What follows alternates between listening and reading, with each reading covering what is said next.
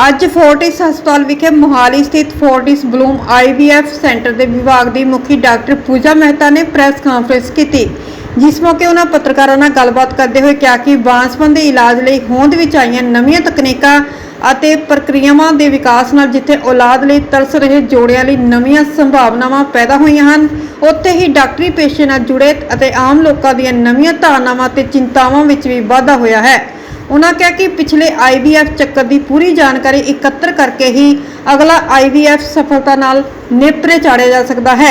उन्होंने कहा कि फोर्टिस ब्लूम IVF सेंटर में अजिहियां सब सहूलतां उपलब्ध हैं।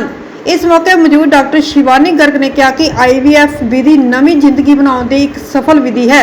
उन्होंने कहा कि 35 साल तो घट उम्र वर्ग में 40 तो 50% तक सफल रहती है। उन्होंने कहा कि भ्रूण के विकास लिए चंगियां प्रयोगशालावां होनियां चाहिए ने, जिथे चंगे इनक्यूबेटर, लैमिनर फ्लो और चंगे कल्चर मीडिया वर्गियां चीज़ों की जरूरत है।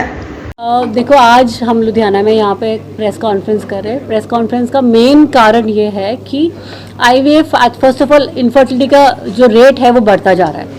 सेकेंडली IVF की फेलियर बढ़ता जा रहा है। तो हम इन दोनों कारणों को मतलब उस बारे में बात करें। फर्स्ट थिंग इज़ कि अगर मैं कहूँ इनफर्टिलिटी का जो कि प्रेगनेंसी क्यों नहीं हो रही है, it is because of one of the major reasons is lifestyle, जिसमें हम कहते हैं आजकल हमारा लाइफस्टाइल बहुत बदल गया है।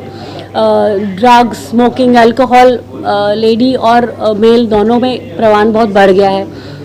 स्लीपिंग हैबिट्स ख़राब हो गए हैं, डाइटरी हैबिट्स ख़राब हो गए हैं। उसके अलावा मैरिजेस की जो एज है वो बहुत लेट होती जा रही है। एज एज पार हो रही, जैसे अराउंड मोर देन 30-35 ईयर्स की एज में लोग शादी कर रहे हैं। तो मेरा सजेशन ये है कि अगर हम एक तो फर्स्ट ऑफ ऑल अपनी हैबिट्स चेंज करनी हमने, बिकॉज हमने अपना लाइफस्टाइल तो बदलना ही है।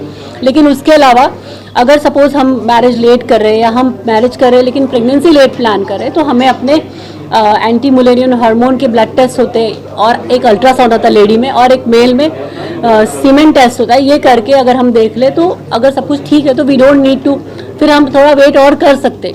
1 या 2 साल में ये टेस्ट ज़रूर कर लेना चाहिए मेल्स और फीमेल्स दोनों को।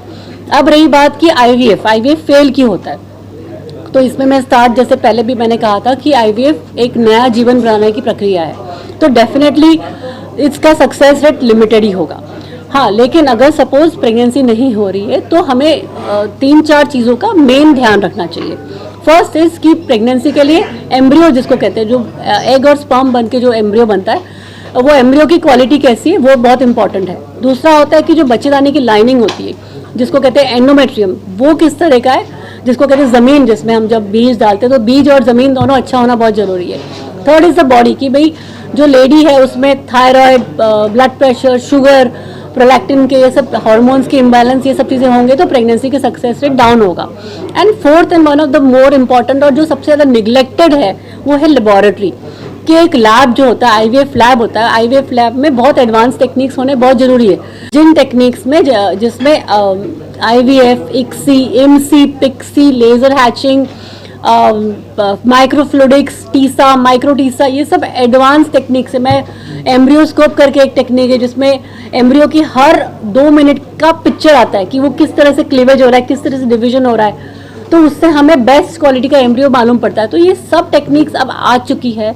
तो यू शुड, जब भी अगर IVF फेल होता है तो सबसे पहले हताश ना हो के आपको स्ट्रॉन्ग बन के आपने सोचना है कि हम फिर करेंगे, लेकिन फिर करेंगे तो हमें एक रिसर्च वर्क करके करना है। उसको रिसर्च करना है कि भाई हमने देखना है कि हमारा पहले क्या टेक्निक हुआ है, मतलब क्या उसमें कोई एडवांसमेंट्स हुई है कि नहीं हुई है। अगर नहीं हुई है तो हमने एक स्टेप ऊपर जरूर जाना है, तभी जाके हम अपने गोल मतलब प्रेगनेंसी अचीव करेंगे। हम लोग मिनिमम मैक्सिमम कॉस्ट क्या चलेगी? कॉस्ट तो प्रोसीजर पे डिपेंड करता है, पर अगर मिनिमम से मिनिमम देखो तो 1.5 लाख में भी हो जाता है, अगर मैक्सिमम देखो तो 3-3.5 लाख तक भी जाता है। इनकेस अनमैरिड में भी शुगर का इंक्रीज डिक्रीज हो रहा है, उसके साथ भी कोई फर्क पड़ता है या अल्कोहलिक में ज़्यादा पड़ता है? देखो, अगर मेल्स है, मेल्स में शुगर में स्पर्म काउंट्स में डिफेक्ट आता ही आता है, तो डेफिनेटली उसमें प्रॉब्लम आती है। तो शुगर तो कंट्रोल करना ही चाहिए, और फीमेल्स में भी शुगर की वजह से प्रॉब्लम्स आ सकती है प्रेगनेंसी में और इश्यूज में आ सकता है। अल्कोहल में क्या अगर अल्कोहल तो anyways for mails and females दोनों के लिए बहुत बुरा है। तो डेफिनेटली अल्कोहल वगैरह तो नहीं, स्पैम को बिठा दो, ठीक है, तो डेफिनेटली उसमें नहीं करना चाहिए। देखो स्मोकिंग से एग क्वालिटी खराब हो जाती है और स्पर्म्स की क्वालिटी भी बहुत खराब हो जाती है, तो डेफिनेटली इफेक्ट बहुत ज़्यादा खराब होता है उस पर, दोनों चीज़ों में। एंड फर्टिलाइजेशन, प्रेगनेंसी में तो स्मोकिंग वैसे ही नहीं अलाउड है मैडम। हाय, डॉक्टर शिवानी भी आ गए मेरे साथ, ठीक है। जो ट्रीटमेंट है कितने समय का है? क्या जो अगर प्रोसेस ऑफ आईवीएफ जिसको हम बोलते हैं, तो आईवीएफ का जो प्रोसेस होता है वो पीरियड के सेकेंड डे से शुरू होते हैं। इंजेक्शंस 10 या 12 दिनों तक इंजेक्शंस लगते हैं। जिस दिन एग रेडी होते हैं उस दिन बेहोश करके अंडे निकाल लिए जाते हैं। 3 दिन तक लैब में रखे जाते हैं, 3 या 5 दिनों तक लैब में रखते हैं अंडों को, एम्ब्रियोज को, और फिर तीसरे या 5वें दिन बेबी ट्रांसफर किया जाता है। तो अराउंड 18 to 20 डेज का प्रोसीजर है। किस एज तक यूज की जा सकती है? हाँ जी, किस एज तक यूज? ट्रीटमेंट है कितने समय का है? क्या जो अगर प्रोसेस ऑफ आईवीएफ जिसको हम बोलते हैं, तो आईवीएफ का जो प्रोसेस होता है वो पीरियड के सेकेंड डे से शुरू होते हैं। इंजेक्शंस 10 या 12 दिनों तक इंजेक्शंस लगते हैं। जिस दिन एग रेडी होते हैं उस दिन बेहोश करके अंडे निकाल लिए जाते हैं। 3 दिन तक लैब में रखे जाते हैं, 3 या 5 दिनों तक लैब में रखते हैं अंडों को, एम्ब्रियोज को, और फिर तीसरे या 5वें दिन बेबी ट्रांसफर किया जाता है। तो अराउंड 18 to 20 डेज का प्रोसीजर है। किस एज तक यूज की जा सकती है? हाँ जी, किस एज तक यूज की जा सकती है? अब ART लॉ जो नया आया है आजकल, असिस्टेड रिप्रोडक्टिव टेक्नोलॉजी का लॉ आया है नया, जो 22 जनवरी को पास हुआ है ART लॉ। तो उसके तहत अब लॉस बहुत स्ट्रिक्ट हो गया। आपने पहले सुना होगा 60-70 साल की उम्र में लोगों को प्रेगनेंसी हो जाती थी, लेकिन अब more than 50 years of age की लेडी में हम प्रेगनेंसी प्लान नहीं कर सकते। वो गवर्नमेंट ने एक लॉ पास किया है उस चीज़ के लिए कि 50 इयर्स से ऊपर अगर एज है तो वो प्रेगनेंसी प्लान नहीं कर सकते, ठीक है। मैडम से लाइफस्टाइल के बारे में कुछ बात। जेनेटिक टेस्टिंग होता है, जैसे अभी डायबिटीज़ की आप बात कर रहे हो। कई जेनेटिकली जो ट्रांसमिटेबल डायबिटीज़ है वो हम जेनेटिक टेस्टिंग से डिटेक्ट कर सकते हैं कि अगर वो पर्टिकुलर जीन उस बच्चे में आने वाला है कि नहीं आने वाला, थ्रू IVF। तो उसमें हम प्री जेनेटिक टेस्टिंग जिसको कहते हैं वो कर सकते हैं। कई आप देखोगे कपल्स जिनको हस्बैंड वाइफ दोनों को थैलेसीमिया माइनर है, तो उसमें भी PGT-M जिसको कहते हैं pre genetic testing for single gene defects, वो हम टेस्ट करके हम थैलेसीमिया मेजर वाला जो बच्चा होता है वो नहीं, मतलब we can make it sure कि बच्चा माइनर हो या बच्चे में कुछ भी प्रॉब्लम ना हो। तो ऐसे जेनेटिकली कई बार बच्चों में डाउन सिंड्रोम, कैसे किसी फैमिली में एबनॉर्मलिटी है बच्चे में, या डाउन्स है, या कोई टर्नर्स है, या कुछ और प्रॉब्लम है, बड़े सारे सिंड्रोम्स है जेनेटिक। तो उस केस में हम जेनेटिक टेस्ट करके पहले डायग्नोज कर सकते हैं कि भाई जेनेटिकली वो प्रॉब्लम बच्चे में तो नहीं आ रही है, और फिर एक नॉर्मल एम्ब्रियो हम डाल सकते हैं अंदर, यू नो। सो दैट जो ये नया एरा आया है प्री जेनेटिक टेस्टिंग का, उससे हम बहुत सारी बीमारियां जो ट्रांसमिटेबल है, जो एक पेरेंट्स से अपने बच्चों में जा सकते हैं, वो वाला हम एम्ब्रियो नहीं डाल के सिर्फ नॉर्मल एम्ब्रियो डाल सकते हैं। तो उससे सक्सेस चांसेस डेफिनेटली एक नॉर्मल बच्चा पैदा हो वो बहुत बढ़ जाएगा, ठीक है। आगे जाके फिर बच्चे का जो ग्रो होगा, हाँ, दैट्स वो टेस्ट करके ही डाल रहे हैं हम।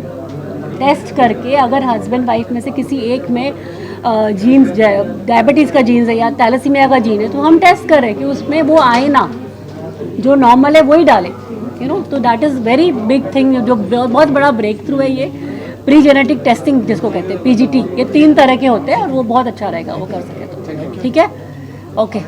Garg, I'm a consultant at Fortis Hospital Ludhiana, and आजकल जो अपनी आज प्रेस कॉन्फ्रेंस है दैट इज़ ऑन इनफर्टिलिटी के केसेस बहुत ज़्यादा राइज हो रहे हैं, and so the main reason for increasing infertility या जो इनफर्टिलिटी इंक्रीज हो रही है, it's both male and female factor, and then it's not just that कि फीमेल फैक्टर ही है, it's all about male factor also now, and that is mainly because अपना life style इन्ना ज़्यादा चेंज होंदा जा रहा है। फीमेल्स ਦੇ ਵਿੱਚ PCOD ਦੀ ਪ੍ਰੋਬਲਮ ਜੋ ਹੈ दैट इज़ जो ओवरी ਦੇ ਵਿੱਚ ਸਿਸਟ ਬਣ ਜਾਂਦੀਆਂ ਛੋਟੀਆਂ ਉਸ ਕਰਕੇ ਐਗ ਸਹੀ ਟਾਈਮ ਤੇ ਰਪਚਰ ਨਹੀਂ ਕਰਦਾ, ਜਿਸ ਕਰਕੇ ਪ੍ਰੈਗਨੈਂਸੀ ਨਹੀਂ ਹੁੰਦੀ। ਉਹ ਬਹੁਤ ਜ਼ਿਆਦਾ ਕਾਮਨ ਹੋਈ ਜਾ ਰਹੀ ਹੈ, ਇਟਸ ਆਲਮੋਸਟ ਲਾਈਕ ਕਿ ਐਪੀਡੈਮਿਕ ਹੀ ਹੋ ਚੁੱਕਿਆ ਹੈ PCOD the now, and along with that ਬਹੁਤ ਤਰ੍ਹਾਂ ਦੇ ਹਾਰਮੋਨ ਪ੍ਰੋਬਲਮਸ ਆ ਰਹੇ ਹੈ, ਜਾਂ ਸਟ੍ਰੈਸ ਕਰਕੇ ਹੋਰ ਵੀ ਕਈ ਚੇਂਜਸ ਆ ਰਹੀ ਹੈ रिप्रोडक्टिव सिस्टम ਦੇ ਵਿੱਚ ਫੀਮੇਲ ਦੇ ਲਈ ਵੀ ਤੇ ਮੇਲ ਦੇ ਲਈ ਵੀ।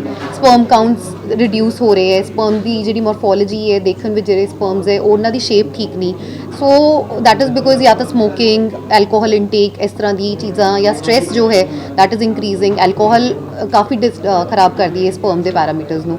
ਸੋ all these factors ultimately result ਕਰਦੇ ਆ ਹੌਲੀ ਹੌਲੀ ਰਿਪਰੋਡਕਟਿਵ ਸਿਸਟਮ ਨੂੰ ਖਰਾਬ ਕਰਦੇ ਰਹਿੰਦੇ ਆ।